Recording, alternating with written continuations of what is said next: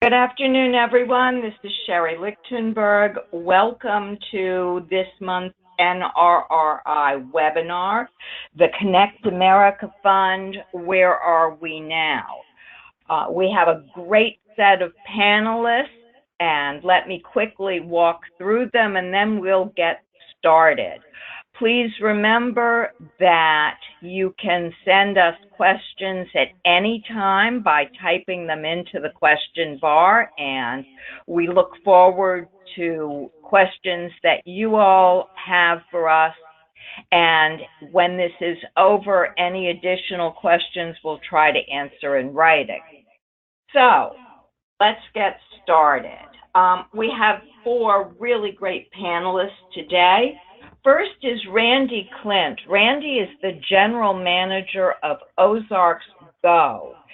This is an electric co-op that has won a number of locations in Arkansas and in Oklahoma. I think that's right, Randy, where they will be installing fiber to the home as a result of the Connect America Fund auction. So this is one of the first times that we've seen an electric cooperative moving into the telecom broadband space. And so we're looking forward, Randy, to your telling us about that. Carol Mattey has joined us to put this whole thing in context for us. Since Carol is the developer, I think is the best way to put it, of the Connect America Fund, we really look forward to hearing what she has to say. Mike Romano is here to talk about NTCA and their members, which include cooperatives as well as rural telephone companies. And Michael Saperstein is joining us for the first time from USTelecom to talk about where we are today in terms of the deployment of the Connect America Fund. So let's get started. Carol, can I ask you to start by putting this whole context for us? An overview of the program. Sure. Thanks, Sherry. Well, big picture is, as I'm sure many people know, the FCC reformed the high-cost program in 2011. And one of the main objectives of that reform was to ensure that consumers across America would have access to broadband as well as voice service. At the time, the FCC basically established a new budget for the program. The overall Connect America Fund is $2.5 billion annually, and it established various components of that. It decided that it would offer an amount of money to the price cap carriers to serve their territories, and if they chose to accept that money, they would have a defined obligation to serve a specified number of locations. And if they chose to turn that money down, then those funds would go up for auction. The second bucket of money was devoted to the smaller incumbent companies, the rate of return carriers. And the third big bucket of money was devoted to mobile wireless. And the intent there was to offer that money through a competitive bidding process, what we know as Mobility Fund Phase 2. But big picture, when you look at what has been accomplished, the FCC has implemented most of the original vision that it set out. And today we have a situation where collectively companies across the nation are subject to mandatory build-out obligations under the various subcomponents of the fund. And with the companies that have already been authorized to receive funding, so I'm not talking about what happened in the recent Phase 2 auction, 8 million residential locations and small business locations are slated to get service of at least 1 megabits, and another 400,000+ locations are currently obligated to get service of at least 25 3 megabits. And as we'll talk about later in this overview, there's more to come. So with that big picture, I would describe the whole program as creating defined obligations for a defined amount of money. Thanks, Carol. So, Mike Romano, I want to bring up the Connect America Fund broadband map so that we can take a look at how USAC is showing what has been put in place and how that is working today. So let's start by talking about your companies, and then Mike Saperstein, I want to talk about your companies. Sure, thanks, Sherry. This is Mike Romano from NTCA. On that map, essentially the areas that our membership serves, or companies like those in our membership, are primarily those presented in orange, and then there's also some with the ACAM award as well there, both ACAM and rate of return, if you will. The FCC has sort of broken the distribution mechanisms for the small companies into the model or ACAM amount, and then also what one might consider more traditional rate of return style universal service cost recovery mechanisms. The map shows essentially those companies' serving areas. They've got build-out obligations they'll have to hit over time, regardless of which kind of mechanism it is. The model works a bit like what I think Mike Saperstein will describe for the larger companies in terms of a specified number of locations for a specified amount of payments over a distribution period. And those locations range in speeds from 25.3 down to whatever you can do based upon the amount of support you're getting in those orange areas. For companies who are on the more traditional rate of return mechanisms, they've got a sliding scale of build-out obligations based upon how much they are projected to get in coming years for support. Recall that under the rate of return mechanisms, essentially, however, you don't get paid unless you've built out in the first instance. So the incentives are slightly different in that the model essentially pays you to build the network you haven't built yet, if you will, and whereas the rate of return mechanisms compensate you in arrears, essentially, for the network you've already built. So you've already have to have some broadband out there to start effectively in order to get cost recovery under the rate of return mechanisms. But those are all depicted, I think, mostly in the orange areas on this map and some of the others as well. So just to let everyone know, this map is on the USAC website. It's a very interesting map because if you click on any location, you will see what's been deployed, what the speed is, and what year it was deployed. So I recommend that you go in and take a look at your state to see where you are. And with that, Mike Saperstein, let me ask you to talk a bit, since the companies that you all primarily represent were in the first tranche of this. Could you tell us where you are in terms, or where they are in terms of build out, and how this is being validated across the country? Sure. Thanks, Sherry. And I'm excited to be here for my inaugural NRRI webinar, so thank you for having me.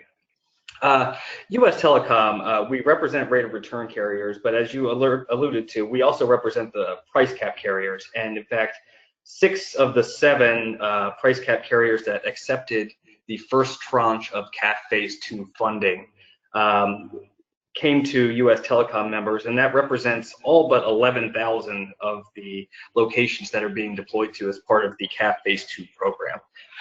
Carriers accepted this funding starting in 2015, and as a result of that, through the life of this program, and the obligations are all come due as of 2020, the price cap carriers will have enabled broadband to over 3.6 million locations directly through this program, the vast majority of which were completely unserved previously. So yeah, we've got good results to talk about now, and that's what you're seeing here on this map. Everything that you see in purple is what was reported on March 1st, 2018, and that was deployment through the end of 2017. That was the first milestone that we had to hit, the first deployment year. And so it is a unique program and a real step forward, I think, in our ability to determine where broadband is and where we need to target funding in the future, because we have the ability to geolocate, and we actually have the responsibility to geolocate all of our submissions that we are including as part of our CAF II obligations. So what you see here is 1.4 million locations that were enabled by the CAF II program through the end of 2017. And that's pretty remarkable. And in terms of, that's locations. In terms of people, that's more than the population of Iowa, and it's actually more than the population of 10 different states. So there's an incredible number of people who have been enabled just through year one, and we look forward to doing more. But I do want to make one note about the map itself. When you zoomed in earlier and you click on each of the dots that are purple, it'll show you a 10-1. The reason that is that it's showing you what the speed obligation is. That is not an indicator of what the location is actually receiving in terms of their maximum speed. That is the very minimum that the CAF program allows, but many of these locations are receiving significantly greater speeds. We estimate that 3/4 of the program recipients will receive service in excess of the 10-1, which is the program requirement, and 25 to 35% will probably receive speeds greater than 25.3. And in addition to that, there's also what we call a halo effect. We've been able to enable a lot of broadband to homes that are not necessarily in the CAF funded census blocks, but immediately adjacent, and improve speeds throughout rural America. So we're excited about the results to date. So, Michael, if I look at this map more closely, I see a lot of stuff over here on the right-hand side, but it's still kind of empty in the middle of the country and then heading over to California. Is there a reason for that? Well, I think it's a factor of a couple of things. As Mike said, a lot of the rate of return areas are shaded in orange, and I think just geographically, and Mike, correct me if I'm wrong here, it seems a lot of the rate of return companies tend to be in the Midwest, Western United States. So I think that's part of what you're seeing there. I don't know that there's a huge. This is Mike Romano. I'll jump in too. Yeah, so the orange, and actually I should have mentioned the green as well. And in fact, if you had Alaska up here, you would see the Alaska plan in magenta or pink or red or whatever it is on the bigger map. But the orange and green are essentially those smaller companies who've taken either cost-based support or ACAM support. The fact is, as Mike said, they're predominantly, especially as you go through the Midwestern, the central part of the country, up from north to south, you see that's where they're most prevalent in terms of their presence. In some states, I think it may be that the price cap company also declined its CAF II support. So those are the things that are going to be subject to were subject to potential bidding in the auction. So that's part of what you're seeing, I think, if you go further west as well. Carol, it sounded like you were going to maybe jump in too. I was also going to jump in and say, in some of these states, and I'm just like staring at Nevada, I mean, a lot of that white is literally land with no locations at all. So, we're talking about big open spaces with no homes, no businesses, period. So you're not going to see a lot of locations there just because they're not densely populated. Right. So, and, to that point, some locations were considered extremely high cost, so they were really beyond the model scope of what was offered in the CAF II program. And there was some flexibility to build out into those, but the extremely high cost areas were some of the areas available in the CAF II auction. So before we got started with the official webinar, we were talking about how this deployment has been validated. Carol, do you want to talk to that? And then maybe Mike, you can jump in and help us with that. Sure. Well, big picture, USAC, the fund administrator, has a two-pronged approach. The first is to validate that every reported geocode is in fact located in a census block that is eligible for funding. And so it does that for literally every location that is submitted by the carriers. And then USAC takes a subset of locations for each carrier and does a more in-depth verification process. I may have it backwards, the validation and the verification, one way or the other, the V and the V. In any event, the more in-depth process actually requires the company to provide additional documentation to support that service is in fact being available, and Mike Saperstein may have more details on that. Yeah, I can attest that from talking to our members, USAC has been vigorously auditing both prongs of that so far. And I should point out that this is on the geographic side. The FCC recently established some broadband performance metrics as well that they'll be enforcing as part of this program. So it's not just that you claim the location, but you also have to be able to prove that you are offering the minimum required service to those locations. Those rules, for a couple of reasons, are still being finalized and will come online sometime next year, but that's another layer of enforcement that we expect to see on top of this program. And because we have a number of state commissions, probably upwards of 50 represented on this call, are the state commissions also looking at this? What has been the experience with that? Well, from what I understand, this is a federal program, so the states, I believe, they certify as to the ETC status, but USAC has been the primary auditor of the locations because they control the portal into which the companies enter this information. So they've been the ones doing the yeoman's work on the auditing so far. So this is the initial price cap carrier picture. Let's talk a little bit about flowers. We just had a very large tulip auction, otherwise known as a reverse auction.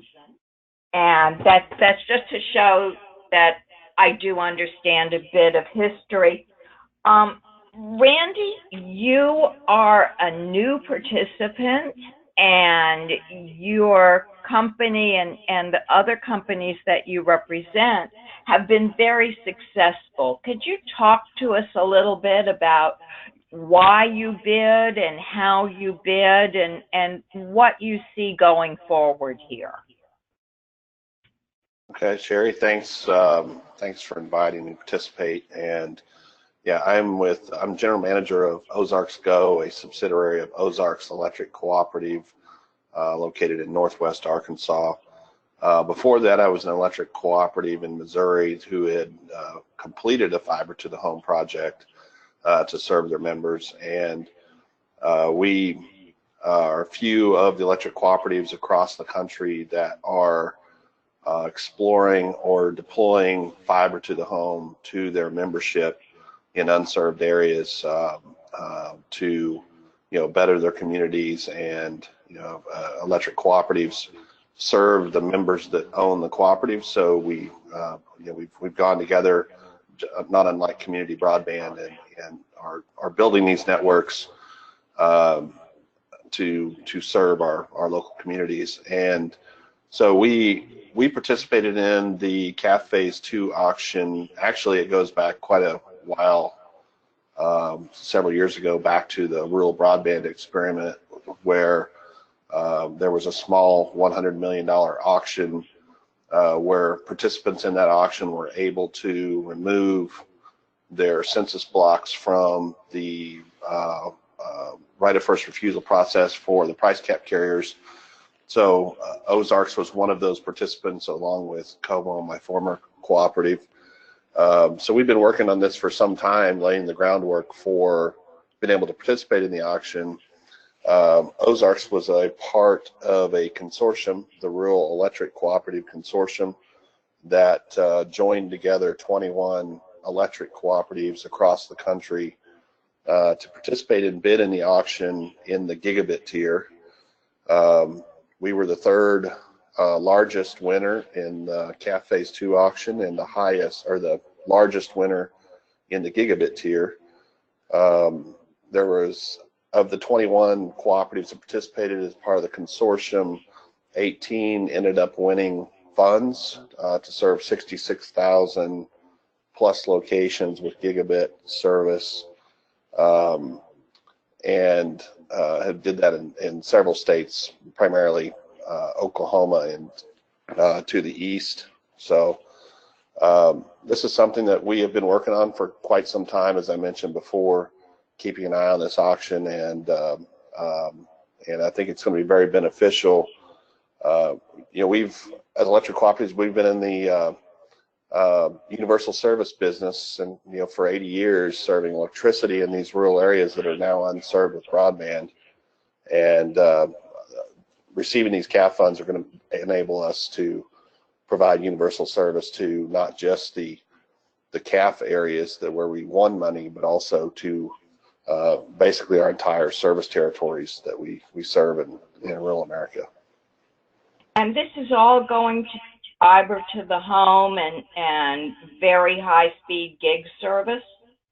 Yeah, all members of the consortium had agreed to bid in the gigabit tier and provide fiber to the home service to these CAF obligated areas, in addition to their in almost every other case. The electric cooperatives are going to deploy to 100% of their membership, which is far more than the CAF obligated areas.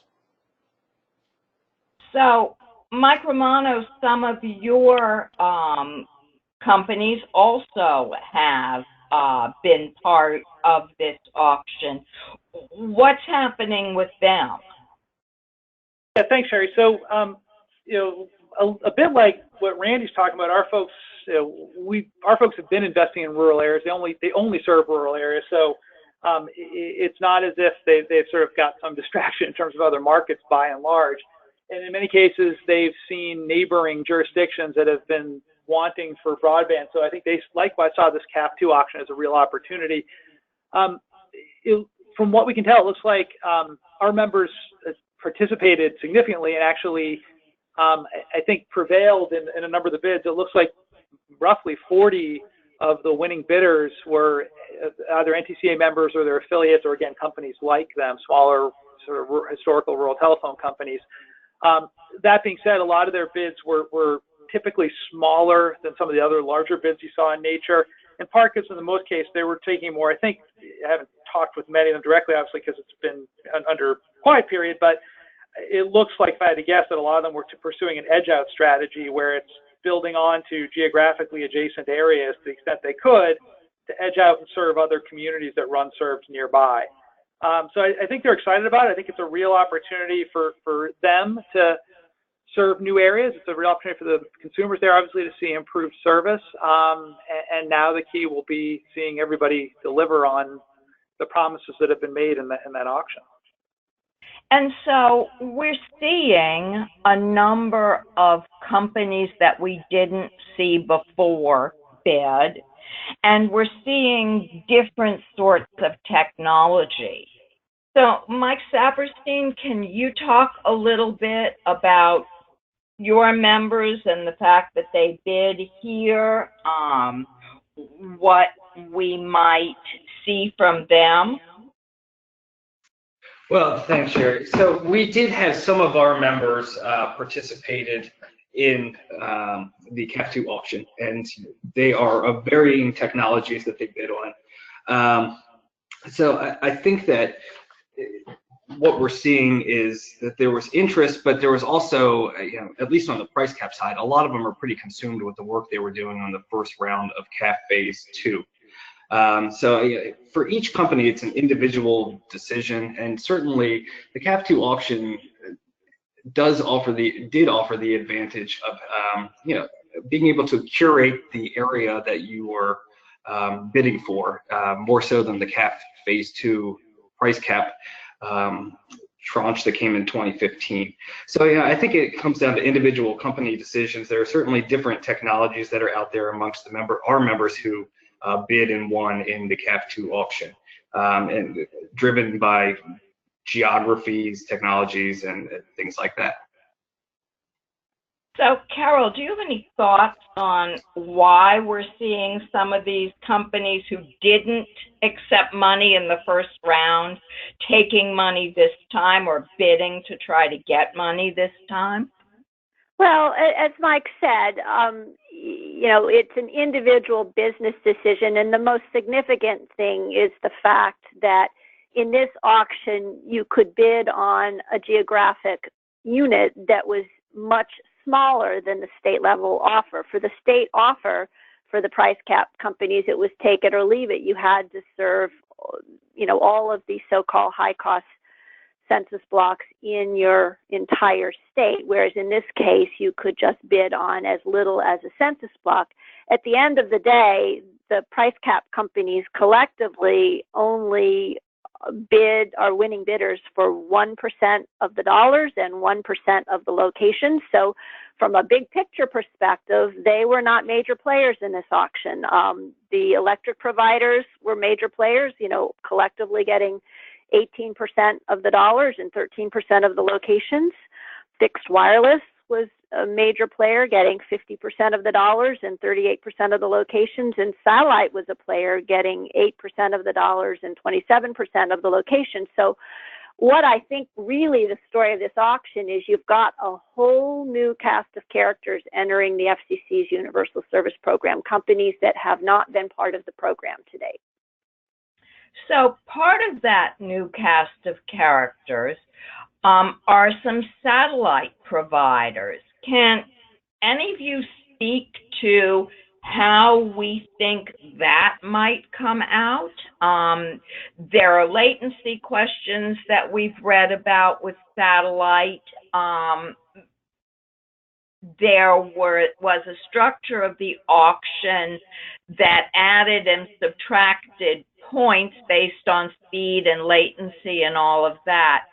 Can you help us understand how we think the satellite work is going to pan out? Well, obviously, we're going to have to wait and see what happens. I think it was mentioned earlier, the FCC has adopted performance testing requirements, and once those details are definitively resolved, any recipient of funding that's authorized through this auction is going to have to meet those testing requirements, and that's the FCC's framework for making sure that companies deliver the service that's been agreed to and promised. Satellite also was a big winning bidder in the new New York program that was a separate state-funded program, to get service across New York State. So, we've got a number of areas of the country that are going to be served through satellite providers, and that, obviously is going to change the dynamic because the FCC has decided that in an area where there's another ETC, the incumbent company no longer has that ETC obligation to serve that area. Right, and this is Mike. I just would add that last comment feeds into, I think, one of the big things that we'll have to see how it plays out is probably the right answer. But the supported service for all of this, despite there being a big focus on broadband, technically the supported service under the statute is voice telephony. And so one of the big question marks will be what exactly the FCC will expect in terms of performance on voice telephony, on sort of which latency is a big part of, and then who's offering that and what sort of service quality that's offering at the end of the day. The rules are set up that anybody can come and play. It's a technology agnostic system, and as long as somebody meets the requirements, they're entitled to participate in the auction, to prevail, to deploy the network that they're supposed to get tested, presumably meet the performance testing, and get support for offering service there. But one of the big things that will be interesting to see how it plays out is whether higher latency services offer voice telephony, because that is a requirement to offer standalone voice telephony. I mean, your customer can, in theory, decline to take broadband and only take voice, and that you're supposed to offer that as a result of the getting support. So what the customer will actually get with that, I think, is one of the interesting things to watch for and to see how that plays out. Yeah, and I think that's very similar to the approach the USTelecom's taking. I do have to give the FCC credit for designing an auction that was,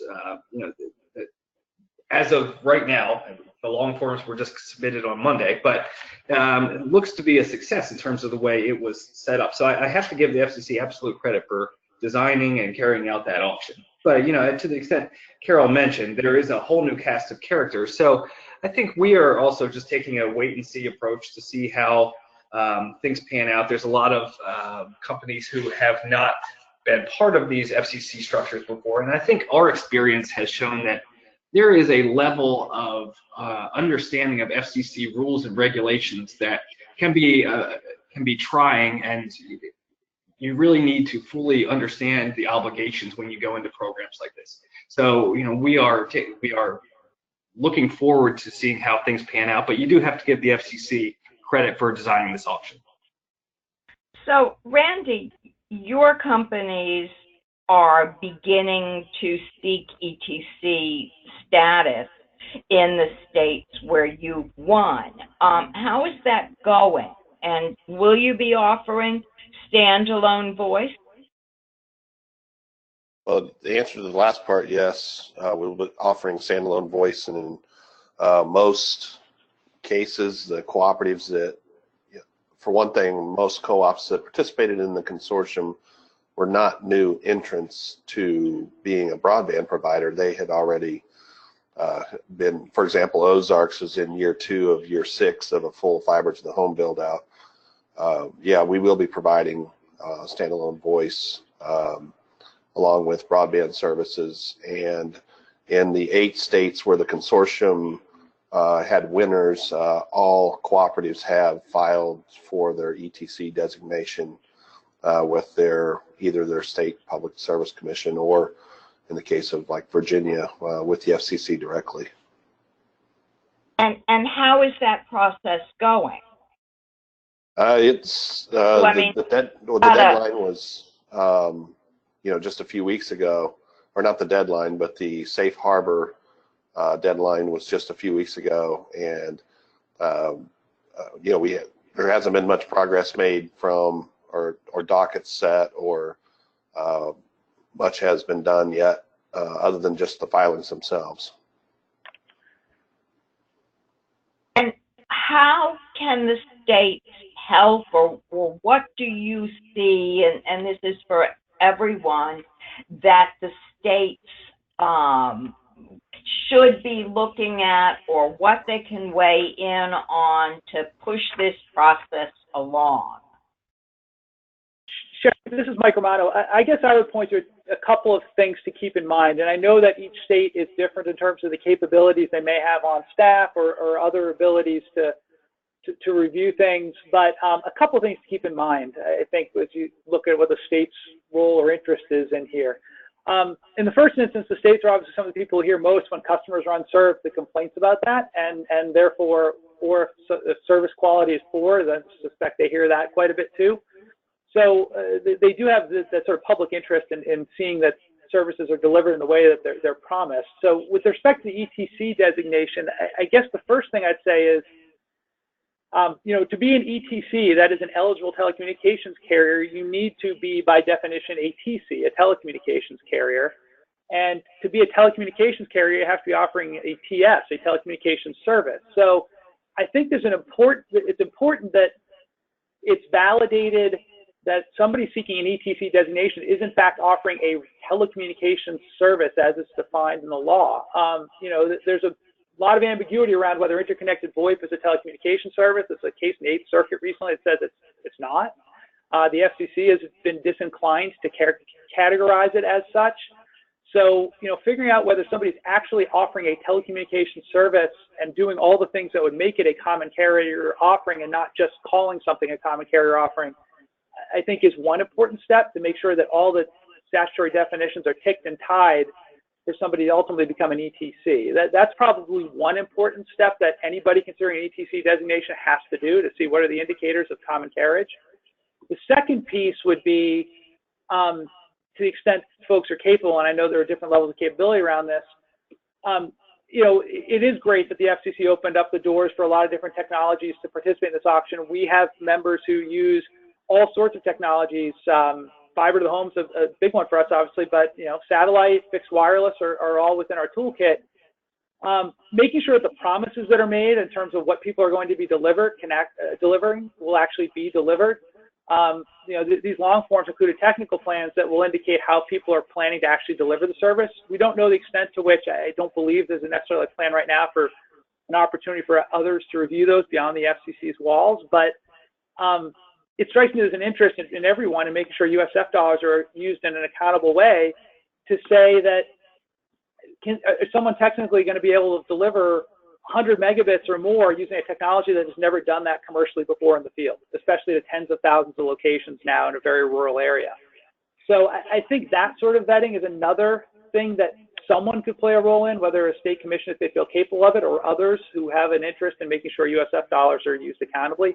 Those are the two things I'd point to, and we'd be willing to live up to that as, you know, winners in the auction ourselves.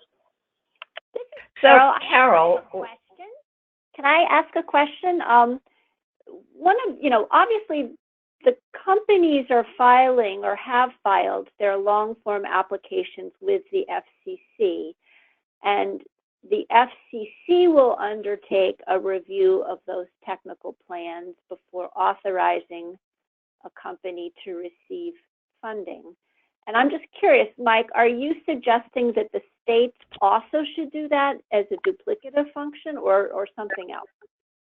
I'm thinking of it more, you know, everybody always talks about crowdsourcing and how crowdsourcing can help improve data and review of data. And I'm just thinking that the commission is going to be tasked with reviewing 104 winners serving tens of thousands, hundreds of thousands of rural locations. And are they going to be able to make sure that somebody proposing to for example, to do a certain type of deployment is going to be able to hit all of those locations?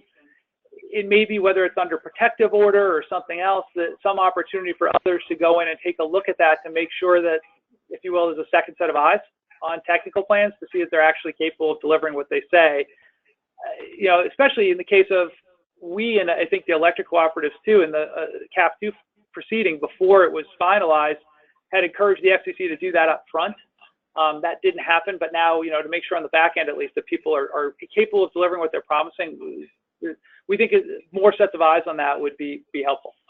Right, and I was really more going to the question of whether you were suggesting that should be part of the ETC designation process in the states where the applicant is seeking an ETC designation, or is that something that needs to happen at the FCC? Because for the companies that have filed FCC ETC designation applications, the FCC made clear that those companies did not have to engage in a separate public interest showing, but rather the financial showings and the technical showings would be scrutinized as part of the FCC's review of the long form application. Right.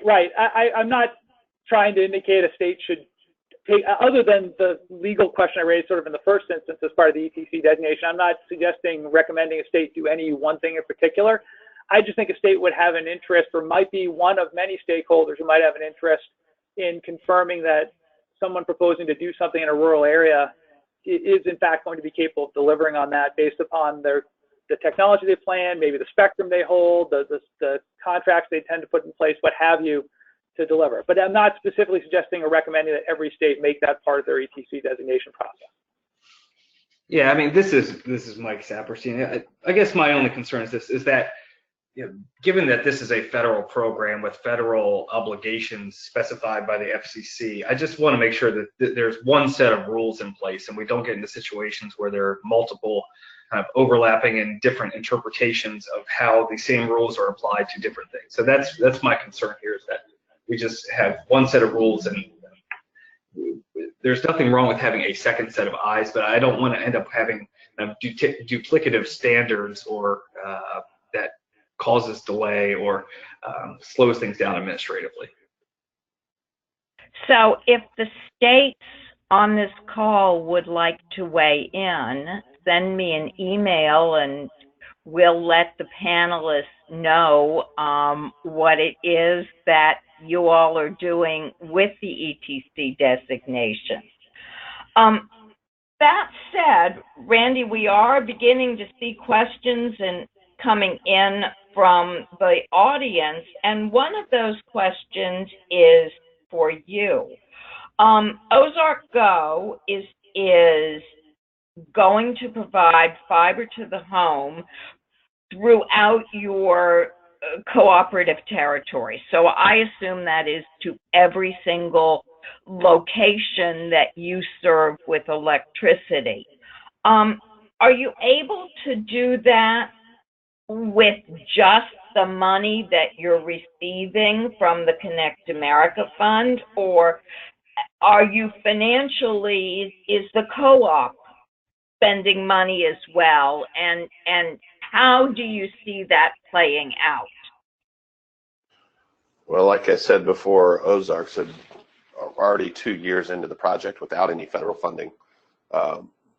This is a $180 million project that we are financing through the electric cooperative, who is building and owning the fiber asset primarily for smart grid communications, and then leasing the excess capacity to OzarksGo to provide broadband services to the members.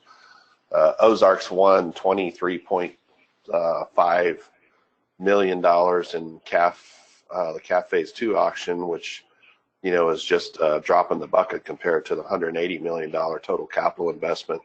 But it does help on the operating expenses of the subsidiary to be able to provide those services to the members. So yeah, this project was already in place and had we had the financial, we had the loans in place, the financial structures all in place prior to participating in the auction. And so this will just be for each of the co-ops in the co-op territory. You won't have that halo effect that Mike Saperstein referred to, or will you be able to extend beyond?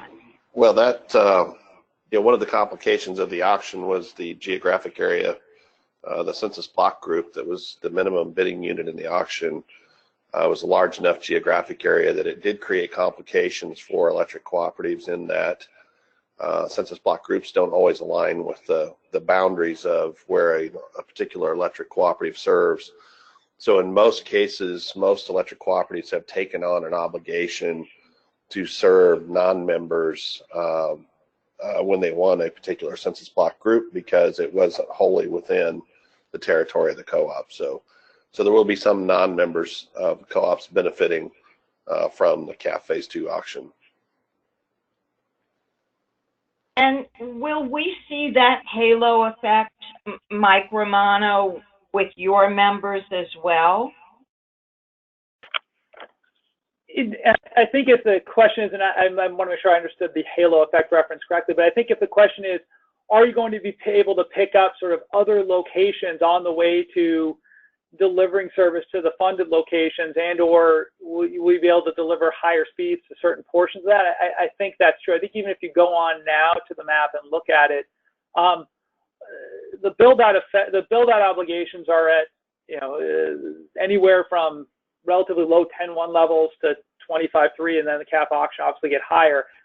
I think what you'll see reported often, and it's already kind of reflected there, I've looked at the map before, and there are a number of locations that are seemingly subject to 10.1 obligations where people are reporting at least 25.5. So I do believe you'll see a sort of, we'll call it a halo effect or whatever it is, where people are able to deliver more than even required, simply because of the sort of economics and engineering of delivering a network to outlying locations. And yes, you're right. That's what I mean by the halo effect, that as we begin to see these areas installed, that we expand beyond it. Mike Saperstein, have your members done the same thing with the original monies?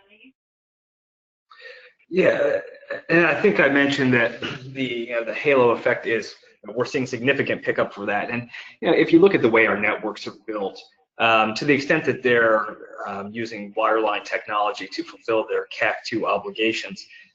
All this is about deploying fiber deeper in the network. And the deeper you can get fiber, the more folks you can serve at higher speeds. It's as simple as that. So we're seeing, I think about 4 million non-CAF households either receive new service or increased speed availability as a part of this program.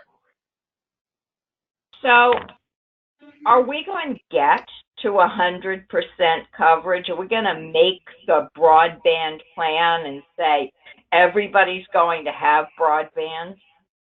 Is that really where this is leading us? This is Carol. I'm smiling. Then we're just going to move the goalpost.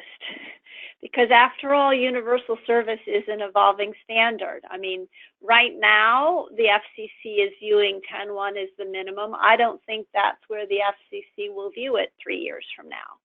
You know, they use 25.3 for purposes of their report to Congress, and I fully expect that that will become the new minimum at some future date. I concur with Carol. In fact, I would note that 25.3 was already defined as the baseline tier in the CAF II auction, and for ACAM elections, it was the predominant sort of fully funded location build-out obligation. So I think the Commission's already evolved from there after the initial CAF II rights of first refusals. They were defined, 3 or 4 years ago.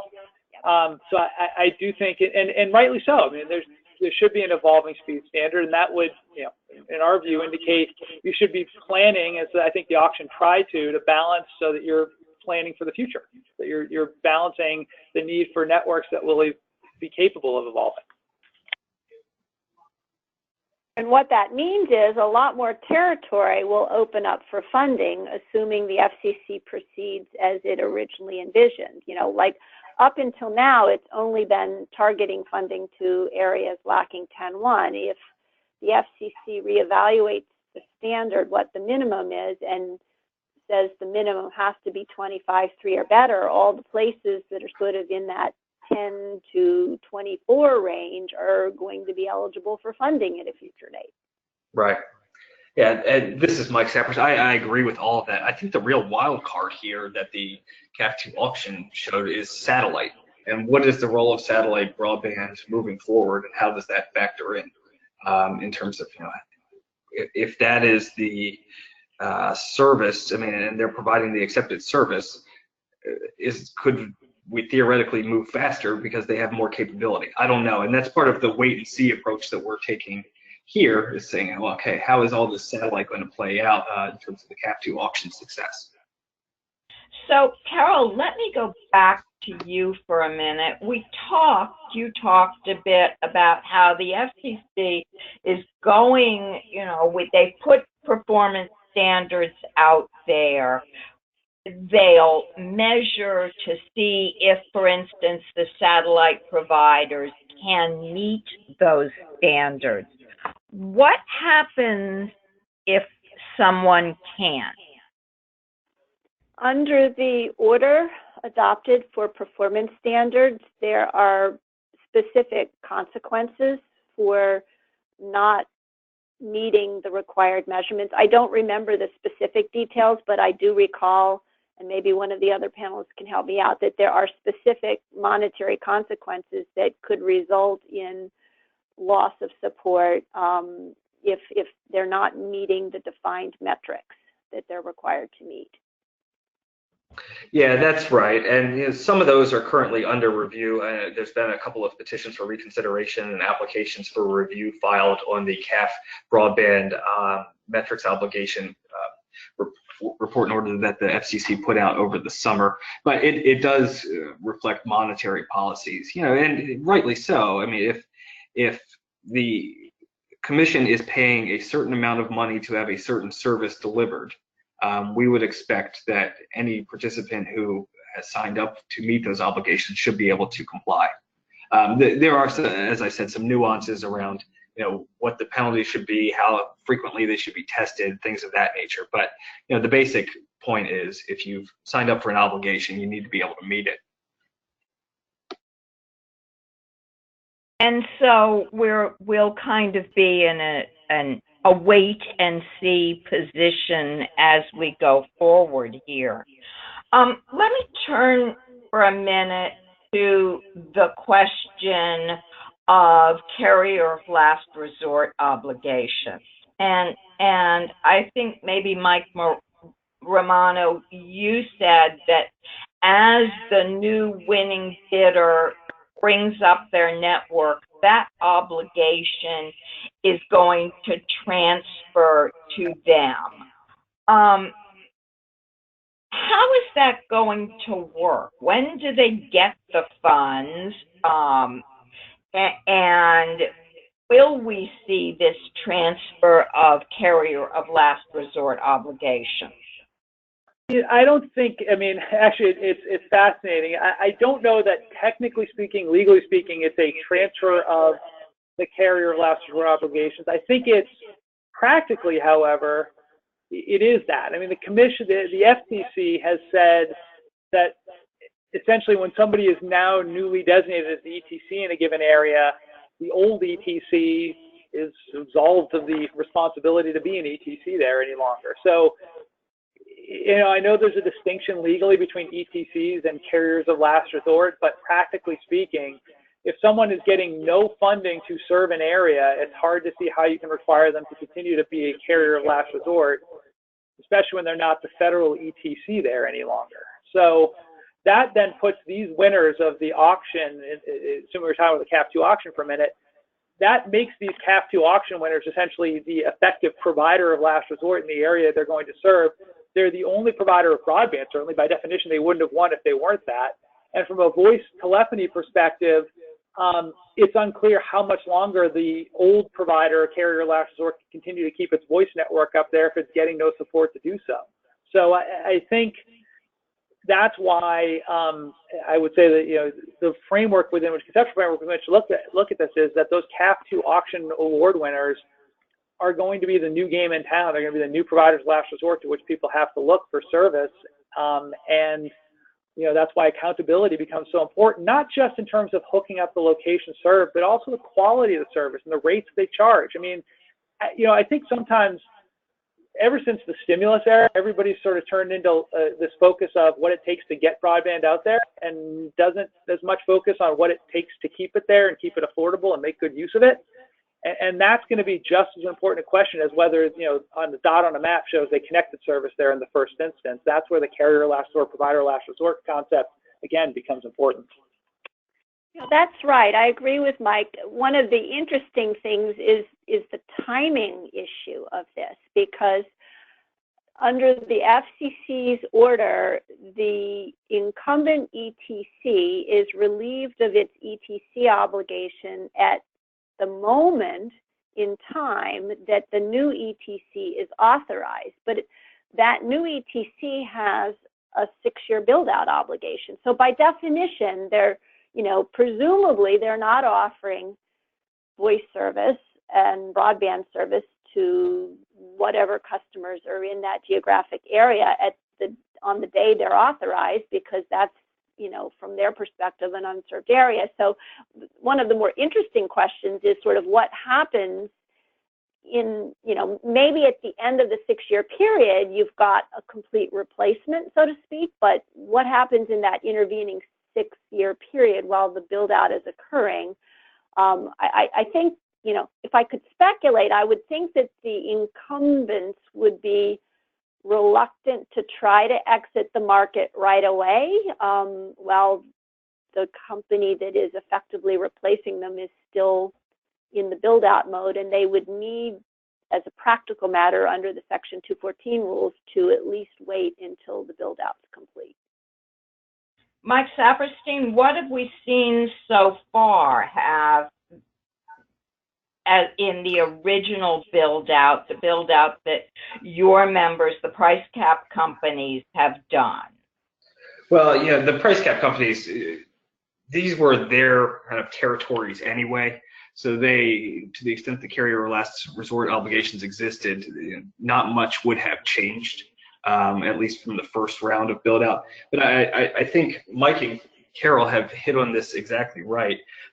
What's the timing? And, you know, to Carol's point, that there could be a 6-year lag between the time that a traditional ILEC is no longer the ETC, will not receive any funding, but by all regards could not exit an area.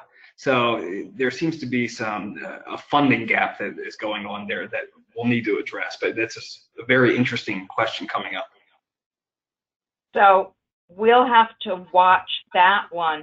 As long as we're talking about ETCs, do we assume, and I want to direct this first to you, Randy, that as your companies get listed as created as ETCs in the areas where you've won, will you offer Lifeline? How will you meet the ETC requirement?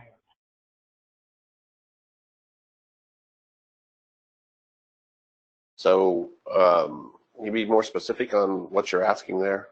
As Yeah. far as So as you complete this build out, as OzarksGo completes the build out, will OzarksGo offer Lifeline to Yes. low income? Yes. And will you how will you make sure that those customers who are fit into that category can avail themselves of that service? Well, we're still exploring the Lifeline process. We will, as part of our ETC applications, be seeking the ability to, access the Lifeline funds in Arkansas and Oklahoma, and we'll go through those. The process of verifying their eligibility, and just like a normal carrier would. And so you'll just and I assume, Carol, that this is going to be required for everybody? Yeah, that's a requirement. You have to do that. I mean, you only have to offer Lifeline in census blocks that are funded by CAF, which actually raises a very interesting operational problem from a company's perspective, because most of these phase 2 winners, they're getting funding for a checkerboard. They're not getting funding that's sort of one big broad geographic area. So one of the obligations, obviously, under federal law is you have to advertise the availability of Lifeline service.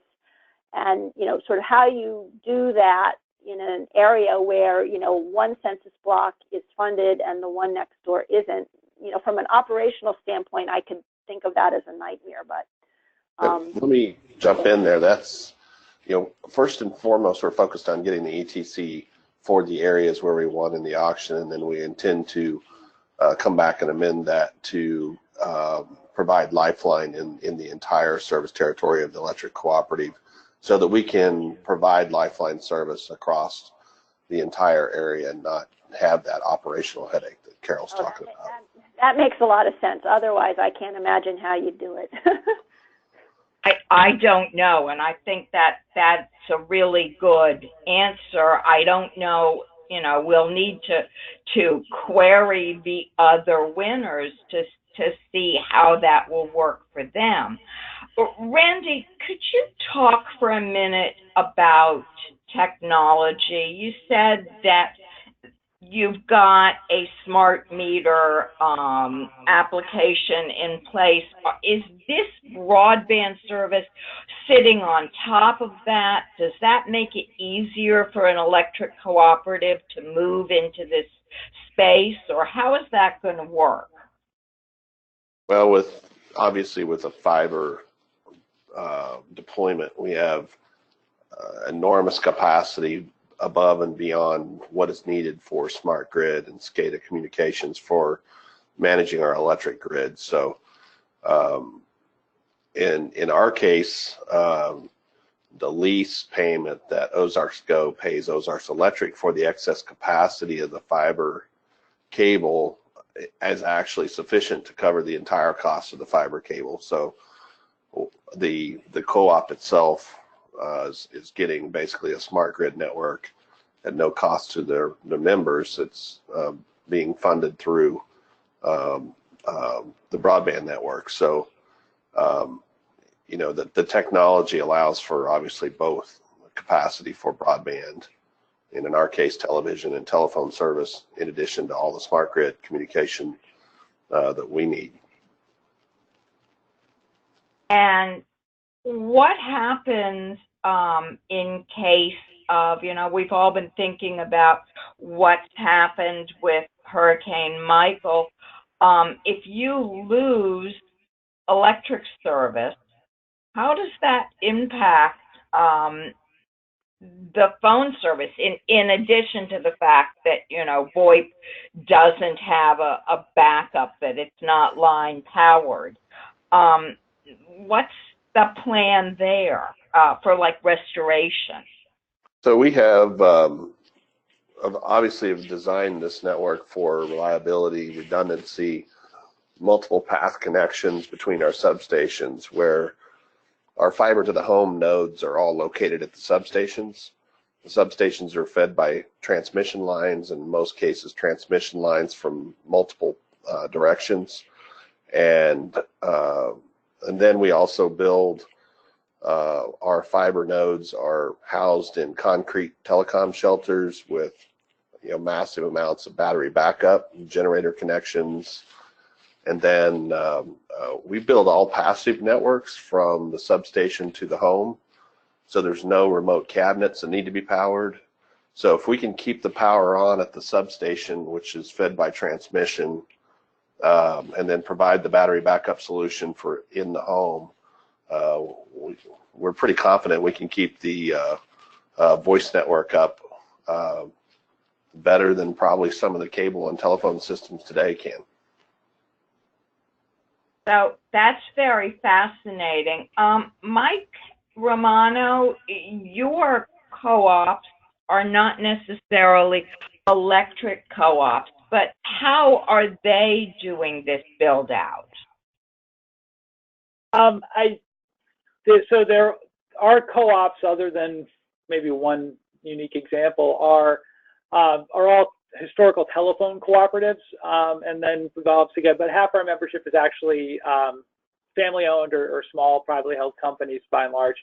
But the way they are approaching this build-out, I think, is the same way they've traditionally done it for years in their own serving area, and that's why I think you see sort of the edge-out strategy that looks to be on the face of what they won in the CAF II auction. I haven't talked to them yet about how they're tackling the CAF II auction specifically, but I will say from experience within their serving areas, within build-outs they've done outside of their service areas that are not USF funded, and then from the rural broadband experiments, which our members were significant participants in as well, it typically is an edge-out strategy. They have fiber in a given area. They look to extend that fiber to other locations, hopefully doing fiber to the premise wherever they can. At times, they will use fixed wireless or other technologies to reach areas where the business case doesn't enable fiber deployment initially. But at the end of the day, I think the end game for our members, particularly given some of the limitations on fixed wireless, they see it as a tool in the toolkit, but not the end game itself. So they ultimately will try to edge out more and more fiber wherever they can, deeper into a serving area footprint, and ultimately go fiber to the prem, which at least our last broadband survey showed that more than a majority of our members' customers at this point are actually connected by fiber to the prem. It's just some of those outlying areas they're still trying to solve for. So, Carol, let me go back. We're beginning to receive a number of questions from our audience, and I think this one should go to you. We talked earlier about the fact that we don't know how fixed wireless or satellite will meet the requirements. We haven't done enough of it to have a history. If a provider doesn't meet the metrics, will they be able to go back to the FCC and ask for a waiver, at least for some amount of time? Well, two thoughts. First of all, I think the FCC would take a very dim view of that. The FCC has made clear in a number of orders that it takes these performance obligations seriously, and it's not, events that are within the control of the applicant are not good excuses. I mean, yes, if you have a hurricane destroy your plant, maybe that's the kind of thing that's an acceptable excuse, but anything that's within the control of an applicant, regardless of technology, we're not talking about any one technology, any applicant that does not properly engineer their network to perform, the FCC is not going to be receptive to that kind of argument. One other thing I will mention, though, I mean, some of these technologies, we do have a little bit of experience. In the rural broadband experiments, there were a number of fixed wireless providers that were authorized for support, and I'd have to check the timing, but they're either complete with their build out or they're close to being complete with their build out, and presumably once the FCC sorts out sort of the various petitions for reconsideration and review of the performance metrics order, the RBE recipients will be subject to the same testing as the phase 2 recipients, and so there will be a process to look at what actually has occurred on the ground. So let's look forward. We still have some very remote areas, and we have what has been termed the Remote Area Fund. And there has been some discussion, I think, at the last open meeting, started by Mike O'Reilly, saying that the Remote Areas Fund just isn't going to have enough money to do anything. And I know, Carol, you pushed back on that. So let's talk about the next phase. How do we bring service to these very remote areas? Well, certainly the FCC's view back in 2011 was that the Remote Areas Fund would be providing service through alternative technologies. So back in the day, the concept was that these locations would be served by satellite and fixed wireless. If you look at the results of the phase 2 auction, there was one satellite bidder, and that bidder, won a number of locations. And when you look at the math, they basically were bidding on $65 per location per year. If you look at that number and just multiply it by the number of locations that were not won in the auction, if satellite is willing to bid in the Remote Areas Fund, there's sufficient money to get the job done. I mean, the FCC back in 2011 said that it would allocate at least $100 million annually to the Remote Areas Fund, and if the FCC confines the RAF auction solely to the locations that were not won in the FCC's phase 2 auction, there's enough money. Now, if the FCC decides to go in another direction in, opening up that Remote Areas Fund auction to a broader universe of geographic areas, that obviously could change the dynamic. So that's actually going to be one of the interesting questions to see what happens in the coming months. Are they going to proceed in a straight line to implement a Remote Areas Fund very narrowly focused, or are they going to broaden the scope? Now, Commissioner O'Reilly stated that that each of these locations that were just awarded were worth about $2,000 for each award. So how do I get that balanced up with the $65? But he was doing an overall average, so he was averaging that across all technologies. And what I'm saying is, if you look at satellite alone, not including electrics, not including incumbent rural LECs, not including, companies that are doing different technologies, if you look only at the satellite bid, The satellite bid was much lower than that. So, in essence, Viasat revealed its price. And then in the New York program, Hughes was a big winner in the New York broadband program, and they effectively have revealed its price. And that price is independent of geography because the bird is in the sky. So it's not like a terrestrial build-out where the geographic characteristics of the area make a big difference. So, really the question is, are there going to be other bidders that didn't bid in the phase 2 auction that, I do believe that there are other firms out there that didn't bid in the phase 2 auction that now that they see what has happened in the phase 2 auction are going to be interested in bidding in the next auction, whatever it is. So there should be more bidders than just satellite, but just looking at satellite alone, the satellite effective support per year is a very low number. Mike or Randy, any comments? This is Mike Saperstein. I don't think I could state that any better than Carol did right there. Yeah, I agree. The Remote Areas Fund has been kind of vexing, but I think, in a way, I know it's frustrating. Folks say, well, why haven't we gotten the Remote Areas Fund so much later on? I do think there's some logic to the approach that's been taken so far, which is let's try to do the best we can for as many places as we can. And then after all of those efforts have been exhausted, what we're left with is, those areas that are remote, and we've now isolated for where you might need to take a sort of extraordinary or additional measures to serve those. So I, while it's frustrating, obviously, especially if you're in a remote area, I do think there's some logic to the process they followed to get to this point. And Carol, do we think that we're going to see that full $100 million? I mean, it looked like Commissioner O'Reilly was thinking it would be less.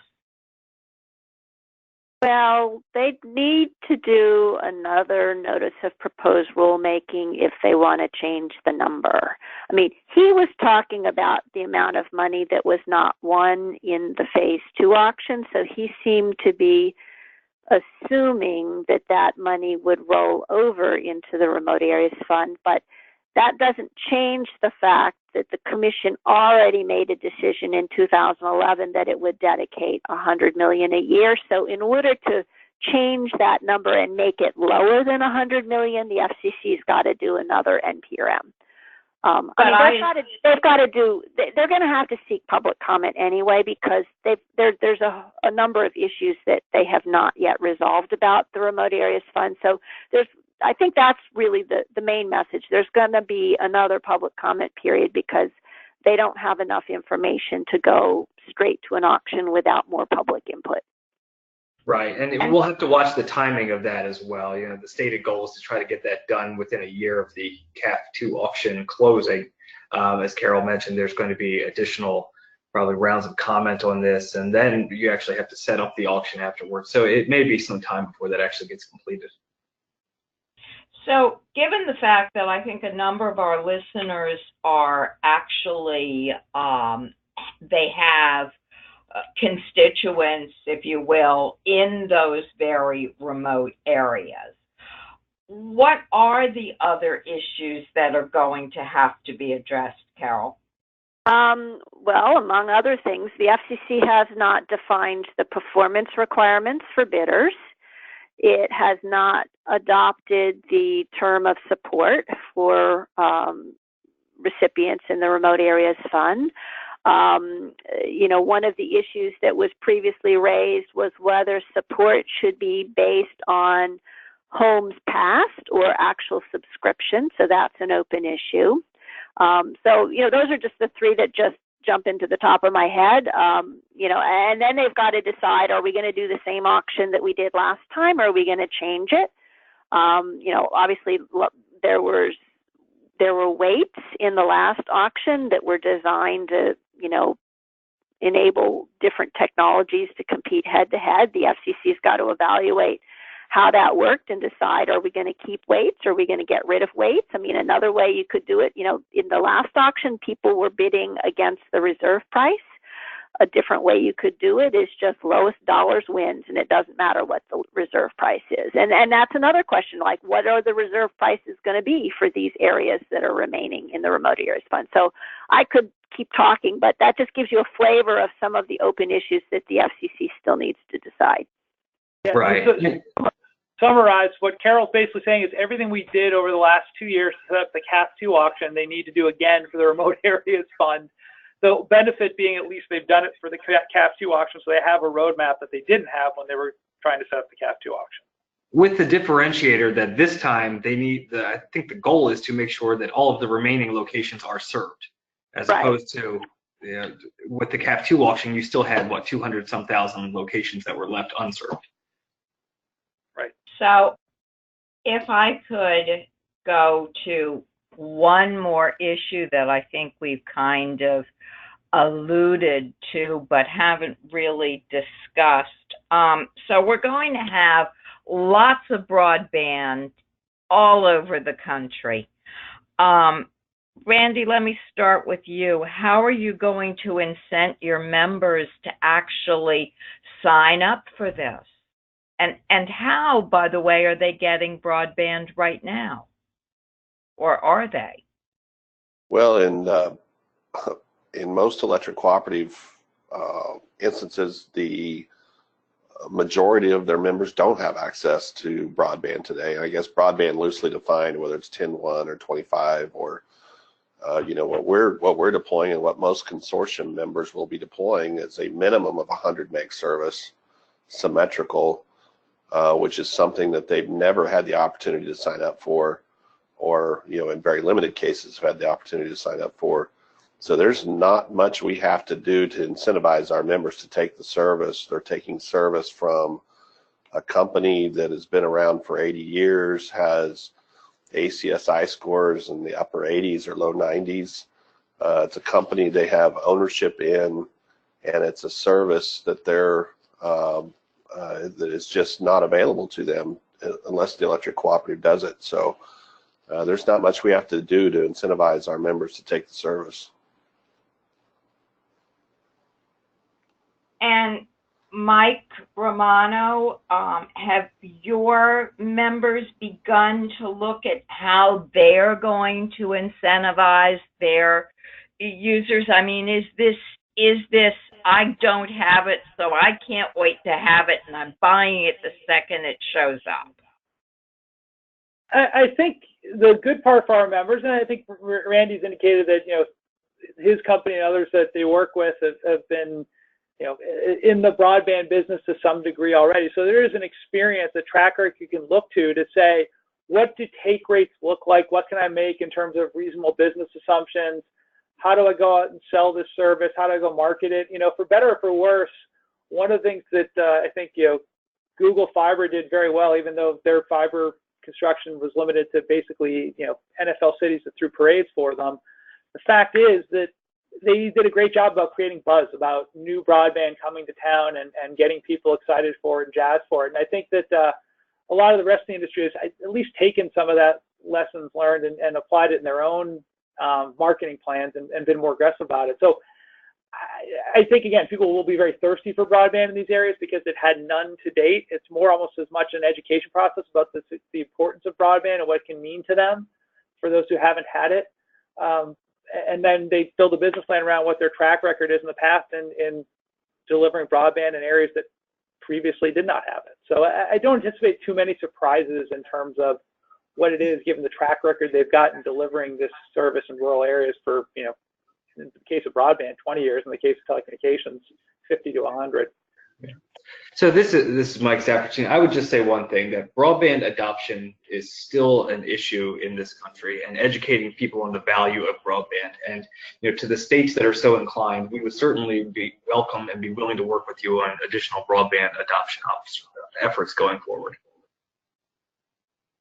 And I do think that that's something that we ought to look at going forward. There's so much broadband build out happening, but we do need to help people understand what it is that broadband will do for them. We do have one more question, kind of tangential from the audience, about the Universal Service Fund itself. The federal USF contribution factor has gone up to slightly over 20% now, and it will probably keep increasing. Should we be worried that the fund isn't going to be sustainable? And let me go around the room with that, Carol, starting with you. Well, I started the contributions reform docket in 2001, and technically it's still pending. So this is a sore subject for me.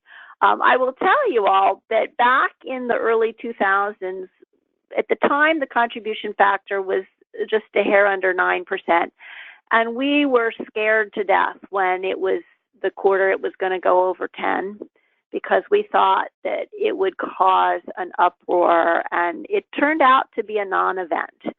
And it'll be really interesting. You know, everybody looks at 20% as like, oh my goodness, it's over 20%.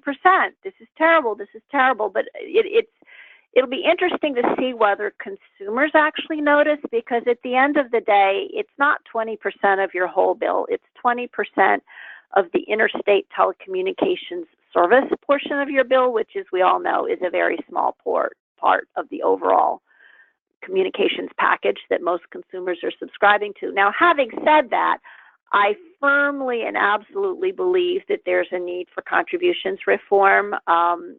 You know, the current system, you know, I don't know when the death spiral is going to occur, but it really doesn't make sense, and there's a desperate need for it to be reformed. But unfortunately, at the present time, there does not seem to be a path forward.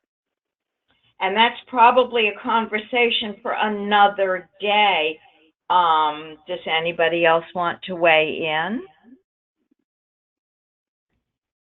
So I would just say we are on the record of supporting reform and broadening the base, but I would agree with Carol that for right now, at least, it seems to sort of manage its way along. I think there is a point at which one hopes that something that just doesn't make sense anymore gets fixed.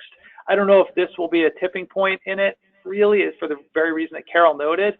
But it certainly, at the very least, is a system that is nonsensical in terms of how it's funded and then at what it funds. So. Yeah, I don't have too much further to add than that. I mean, we favor a sustainable base for the Universal Service Fund, but I don't know if we're at that tipping point yet.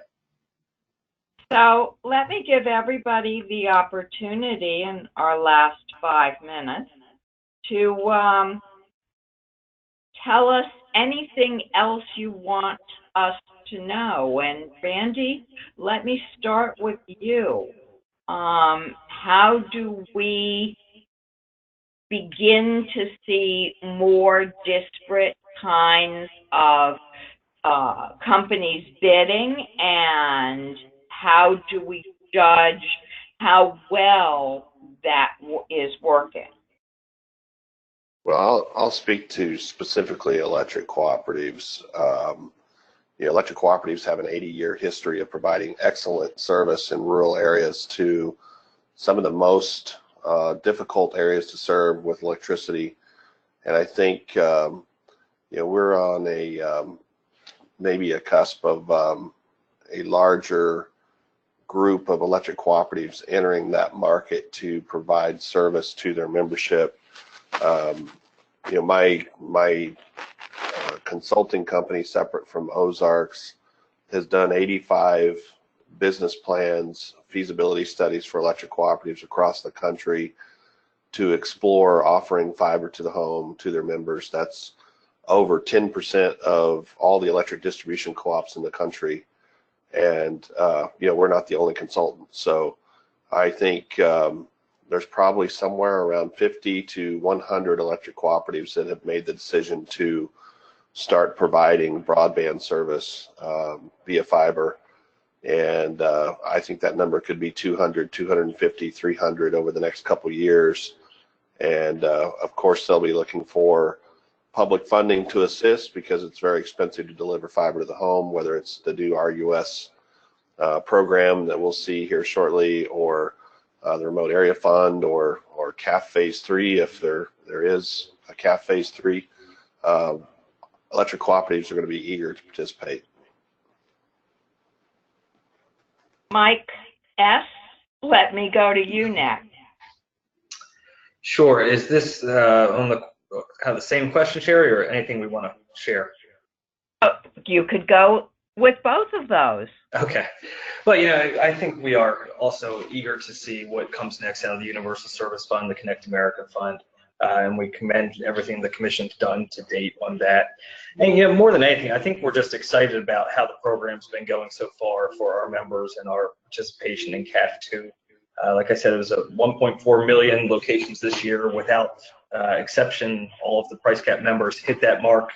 The next one's due March 1st of 2019, reporting on the 2018 deployments. And we're seeing real world impacts. I heard from a company who has territory in Bonners Ferry, Idaho, and they were able to put together a whole computer and robotics lab at the high school there that they were not previously able to do as a result of this CAF program. So this is really out there touching lives. I was able to go on a tour with USAC. We went out to see one of these deployments, and some of the folks who were closer in were getting 115 megs out of these CAF deployments. So we're having real world impacts, and we're excited to be a part of it. I like the real world impact part. Mike Romano? Yeah, I'll just pick up on that and say, one of the things I think often gets lost in all these universal service debates is that it's ultimately about the consumer. And so, going back to something I think I said earlier a bit, it's not just about getting networks out there, it's about keeping them out there, making them useful and making them relevant to consumers. And so, universal service doesn't finance networks to be built. It gives you the business case to either use your own funds or go get loans to go build those networks. And so, the sustainability of the Universal Service Program is really important. I think the Commission's taken a lot of good steps to help make the high-cost program more accountable, more sustainable, therefore, deliver more resources for consumers to get higher speeds over time and take into account the balance between getting networks out there and having them evolve. I think it's just important to keep in mind as we move forward, because there probably will be some form of a CAF III, and making sure that people are delivering services that are responsive to consumers' needs and evolve with them is going to be important. I always worry a little bit that universal service has just become this sort of tote board style, X number of locations served, sort of like a McDonald's, and there needs to be more to it than that. So hopefully, I think the Commission's taken it in the right direction in that regard, and I just hope that we can sustain and build upon that. Do you think that's what caused the fire at the FCC this week? Were they putting up the sign showing how many locations served? I didn't say the Commission's necessarily gone there. I think the Commission's actually done a good job of focusing, too, on the effective uses of broadband. But I do worry sometimes everybody just focuses on the maps and the number of locations. So, yeah, I won't weigh in on the Commission's own views on it. And Carol, you get the last word, because on this program, you really had the whole CAF program, you got the first word. Well, for me, obviously, on a personal level, it has been quite a journey to see this all become a reality, having worked on it starting in, 2010 through now, 8 years. That's been a long haul. I think my important message for this audience, recognizing that there are obviously a lot of states on the call, is that I want the states to think about ways they can be part of this process. And two specific things. The first is, states can play an important role in helping to identify potential service providers and working with potential service providers to create that local interest. Part of the problem, to be really frank, is you've got some areas of the country where nobody wants to serve, and something needs to change. And anything that can be done at the state level to identify companies not just the incumbents, but other companies that actually have a genuine interest in serving the market. That's important. And also, I think states can play a very significant role in providing additional funding, which some states are doing through, their economic development offices and other parts of their state government. But that also is really, really critical in terms of changing the business case and increasing, making it more possible for, service to come to these areas that the private market doesn't want to serve. So with that, I will stop. And I want to thank you all. We are at the end of our time, but we seem to have a lot more people still on the line with us. Thank you all. There will be, we'll give you notice of the next NRRI website information for our next webinar. And for more resources, join us on our website, nrri.org. And if you have ideas for webinars that you would like to listen to, please let me know. So let me thank the panelists, let me thank the audience, and that's it for this afternoon. Have a great day.